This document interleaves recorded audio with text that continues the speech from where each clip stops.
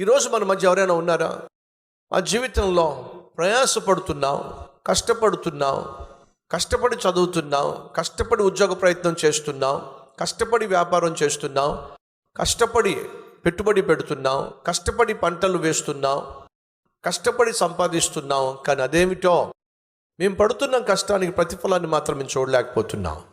ఆశీర్వాదం మిగులుతుంది అనుకున్నాం, అభివృద్ధి మిగులుతుంది అనుకున్నాం, లాభం మిగులుతుంది అనుకున్నాం. కానీ చివరికి వచ్చేసరికి చేదు అనుభవమే మిగిలింది.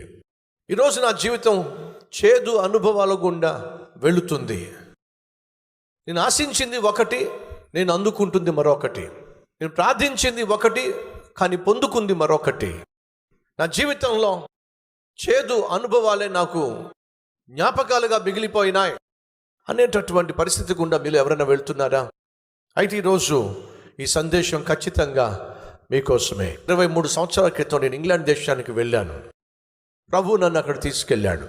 నేను అనుకున్నాను, ఇంగ్లాండ్ దేశానికి వెళ్ళినప్పుడు నేను చేస్తున్న సేవ, పడుతున్న ప్రయాసకు తగినటువంటి సహాయం ఒకవేళ ఎవరైనా చేస్తారేమో, పరిచర్యకు కావలసిన చేయూత ఎవరైనా ఇస్తారేమో అని చెప్పి నేను ఎంతో ఆశతో ఎదురు చూశాను.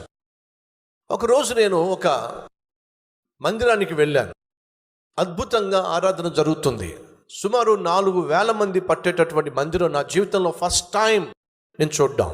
1999లో మన రాష్ట్రాల్లో 4,000 మంది పట్టే మందిరం లేదు, కాబట్టి నేను ఎప్పుడు చూడలేదు. లండన్లో ఆ మందిరాన్ని చూశాను, ఆ ఆరాధనలో పాల్పంచుకున్నాను. ఆ సంఘానికి కాపరి అయినటువంటి వ్యక్తి దగ్గరకు వెళ్ళాను, ఆ సేవకుని దగ్గరకు వెళ్ళాను, నన్ను పరిచయం చేసుకున్నాను. ఇండియా దేశం నుంచి వచ్చానని, నేను కూడా సేవ చేస్తున్నానని, సువార్థికుడినని అతడు చాలా సంతోషించి నన్ను పర్సనల్గా తన ఆఫీస్లోకి తీసుకెళ్ళాడు, పరామర్శించాడు, ప్రేమగా పలకరించాడు, సేవ గురించి అన్ని వివరాలు తెలుసుకున్నాడు, చాలా సంతోషించాడు. యవ్వన ప్రాయంలో బలమైన సేవ చేస్తున్నావు, ఎందుకు వచ్చావు ఇక్కడికి, ఇంగ్లాండ్ దేశానికి నువ్వు రావడానికి కారణం ఏమిటి? అప్పుడు నేను అనుకున్నాను, దేవుడు నన్ను ఇంగ్లాండ్ దేశానికి తీసుకెళ్తున్న కారణం నేను చేస్తున్న సేవకు ఒకవేళ సహాయం చేసేవారిని దేవుడు ఏమైనా సిద్ధపరిచాడేమో, ఏర్పరచుకున్నాడేమో అనే ఉద్దేశం నాకు ఉండేది. కాబట్టి అతనితో చెప్పాను, ఎంతో ప్రయాసపడి సేవ చేస్తున్నాను, నశించిపోతున్న ఆత్మల పట్ల భారం కలిగి సువార్తను ప్రకటిస్తున్నాను. మరి నీ సేవలో సువార్తల అవసరాలు ఏమైనా ఉన్నాయా? చాలా అవసరాలు ఉన్నాయి. అవన్నీ విన్న తర్వాత ఆయన ఒక మాట అన్నాడు, ధైర్యంగా ఉండు, నేను నీకు 50,000 పౌండ్స్ ఇస్తాను అని చెప్పన్నాడు. 50,000 పౌండ్స్ అంటే సుమారు 30 లక్షల రూపాయలు. 22 లేక 23 సంవత్సరాల క్రితం 30 లక్షల రూపాయలు అంటే చాలా ఎక్కువ. ఆ రోజుల్లో నేను మియాపూర్ నుంచి మన కల్వరి టెంపుల్ మధ్య ల్యాండ్ ఉంది చూసారా, ఆ ల్యాండ్ కూడా వచ్చి మాట్లాడుతూ ఉండేవాడిని. అప్పుడు గజం వచ్చి 600 రూపాయలు. అర్థమైందా? అంత చీప్గా ఉండేవి ల్యాండ్స్. కాబట్టి ఆ రోజుల్లో 30 లక్షల రూపాయలు ఒకవేళ అతను నాకు ఇచ్చినట్లయితే నేను స్థలం కొనాలి అని చెప్పి ఎంతో ఆశపడుతూ ఉన్నాను. ఎప్పుడైతే అతను నేను 30 లక్షలు ఇస్తానని చెప్పన్నాడో చాలా సంతోషించాను, ఎగిరి గంతులేశాను. నాకు నిద్ర పట్ల. వచ్చే బుధవారం వచ్చి నన్ను కలుసుకో, వచ్చి తీసుకెళ్ళు, మనీ తీసుకెళ్ళు అన్నాడు. ఆయన చెప్పినప్పటి నుంచి మరుసటి బుధవారం వరకు ఎంత సంతోషమో, ఎంత ఆనందమో. నా భార్యకు ఉత్తరం రాశాను, మన కష్టాలన్నీ తీరిపోబోతున్నాయి. అప్పుడు నేను చాలా ఆర్థిక సమస్యల గుండా వెళ్తున్నాను, అప్పులు గుండా వెళ్తున్నాను. కాబట్టి నా భార్యకు ఉత్తరం రాశాను, దేవుడు కనికరించి మన కష్టాలన్నీ తీర్చేయబోతున్నాడు, అప్పులన్నీ తీర్చేయబోతున్నాడు, పైపెచ్చు ఒక చక్కని స్థలం కొనుక్కోవడానికి కూడా దేవుడు అద్భుతం చేయబోతున్నాడు అని చెప్పంటే తను ఎంతో సంతోషించింది. మరుసటి బుధవారం వెళ్ళాను, ఆ రోజు ఆయన రాలేదు. ఏం చేయాలో నాకు అర్థం కాల. ఆ మందిరంలో ఒక్కడనే కూర్చున్నా. చాలా పెద్ద మందిరం, మోకాళ్ళ మీద పడ్డా. ఆ మందిరాన్ని చూసినప్పుడు నాకు ఎక్కడ లేని దుఃఖం పుట్టుకొచ్చింది. ఎందుకయ్యా అంటే, ఇలాంటి మందిరం ప్రభువా నా దేశంలో నేను ఎప్పుడు చూడలేదు. కాబట్టి ఆ రోజు ప్రార్థన చేశాను. ఏమని తెలుసా? ఆ రోజు నేను ప్రార్థన చేశాను మోకాళ్ళ మీద పడి, ప్రభువా ఇలాంటి మందిరం ఆ దేశంలో నేను ఎప్పుడు చూడగలుగుతాను? ప్రభువా ఇలాంటి పెద్ద మందిరం మా దేశంలో నువ్వు ఎప్పుడు నిర్మిస్తావు? ప్రభువా ఇలాంటి అద్భుతమైన మందిరం మా దేశంలో ఎప్పుడు నా కళ్ళతో నేను చూస్తాను అని ఏడుస్తూ ప్రార్థన చేశాను. అతను రాలేదు. మరుసటి ఆదివారం నేను వచ్చినప్పుడు అతను నన్ను కలిశాడు, చాలా సంతోషించాడు. అయ్యో, పోయిన బుధవారం రాలేకపోయాను, ఐఎమ్ సారీ, వచ్చే మంగళవారం తప్పనిసరిగా రా, నేను కలుస్తాను నిన్నని చెప్పన్నాడు. వచ్చే మంగళవారం మళ్ళా నేను అక్కడికి వెళ్ళాను. బస్ టికెట్కి డబ్బులు కూడా లేవు నా దగ్గర, నడుచుకుంటూనే వెళ్ళాను చాలా దూరం. ఆశతో నిరీక్షణతో వెళ్ళాను, సహాయం దొరుకుతుందని చెప్పి. అతను రావడం ఆలస్యం అవుతుందేమో అని చెప్పి మళ్ళా మందిరంలోకి వెళ్ళాను. ఆ మందిరంలో మోకరించాను.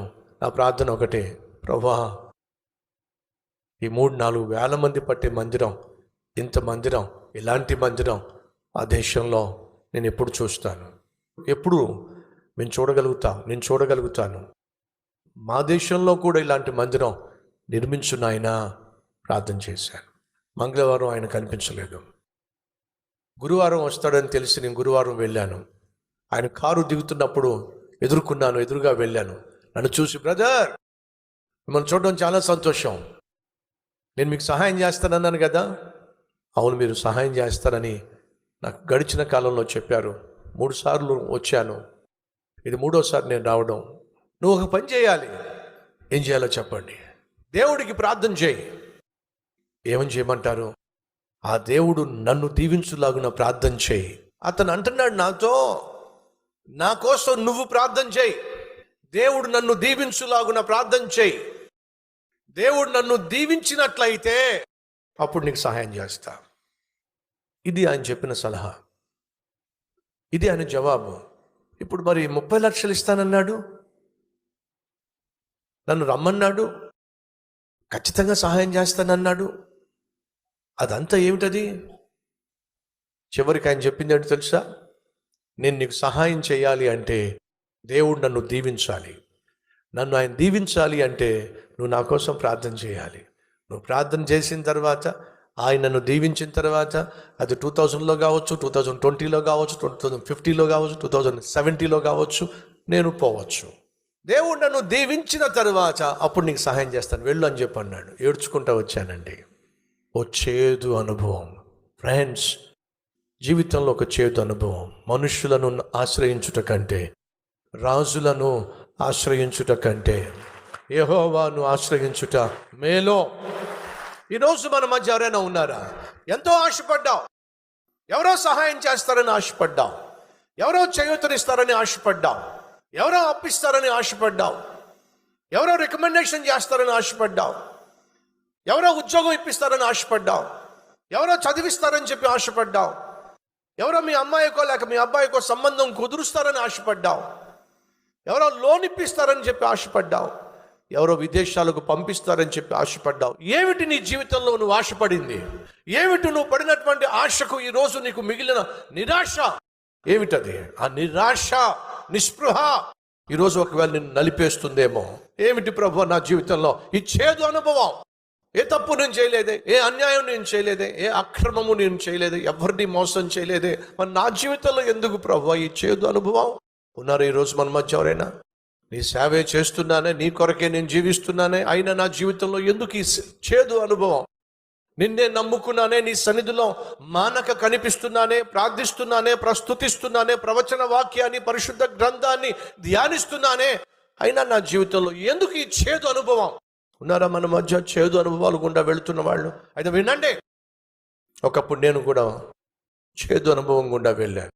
కానీ నా ప్రభు చేదు అనుభవాలను మధురముగా మార్చేసేవాడు. నేను అనుకున్నాను, ఇంగ్లాండ్ దేశం వెళితే నాకు సహాయం దొరుకుతుందేమో, ఎవరైనా నాకు సహాయం చేస్తారేమో అనుకున్నాను. దయచేసి గమనించండి, దేవుడు నన్ను తీసుకుని వెళ్ళింది ఇంగ్లాండ్ దేశానికి ఆర్థికంగా సహాయం చేయడానికి కాదు, మరి ఓ ప్రార్థన చేయడానికి. ఏమిటా ప్రార్థన? ప్రభువా, ఇలాంటి మందిరం మా దేశంలో ఎప్పుడు వస్తుంది? ఎప్పుడు నేను చూస్తాను? ఆ రోజు నేను చేసిన ప్రార్థన దేవుడు విన్నాడు. కాబట్టి ఈరోజు ఇంత పెద్ద మందిరాన్ని దేవుడు అనుగ్రహించాడు. ఆ మందిరంలోకి నేను వెళ్ళిన కారణం ఒకటి, కానీ ఆ మందిరం నేను చేసిన ప్రార్థన మరొకటి. అతడు ఒకవేళ సహాయం చేస్తే 30 లక్షలు వచ్చేవేమో, కానీ ఇంత పెద్ద మందిరము నేను చూసేవాడిని కానే కాదు. చెప్పొచ్చేదేమిటి? ఆ సేవకుడు నాకు మిగిల్చింది ఏమిటి? చేదు అనుభవం. కానీ ఆ చేదు అనుభవం గుండా నేను వెళ్తున్నప్పుడు నేను చేసిన ప్రార్థన ఏమిటి? ప్రభువా, ఇలాంటి మందిరం ఎప్పుడు చూస్తాను? ప్రభు ఏమంటున్నాడో తెలుసా? పరలోకం నుంచి, ఇలాంటి మందిరం కాదు, ఇంతకంటే చాలా పెద్ద మందిరాన్నే నువ్వు చూస్తావు. ఈరోజు నా సహోదరి, నా సహోదరుడు వినో, ఏ చేదు అనుభవం గుండా నువ్వు వెళ్తున్నావో, ఏ దుఃఖకరమైన పరిస్థితి గుండా నువ్వు వెళ్తున్నావో, ఏదైతే ఈరోజు నీకు బాధను, భయాన్ని మిగులుస్తుందో వినో, అదే బాధను, అదే భీతిని, అదే భయాన్ని నా ప్రభువు నీకు భాగ్యముగా మార్చబోతున్నాడు. రే సహోదరి, సహోదరులు, మన జీవితాల్లో కొన్ని చేదు అనుభవాలు గుండా మనం వెళ్తాం. కానీ చేదు అనుభవాల వెనుక దేవుడు దాచిపెట్టినటువంటి భాగ్యము ఏమిటో మనం కేవలం కాలక్రమేణా మాత్రమే తెలుసుకుంటాం.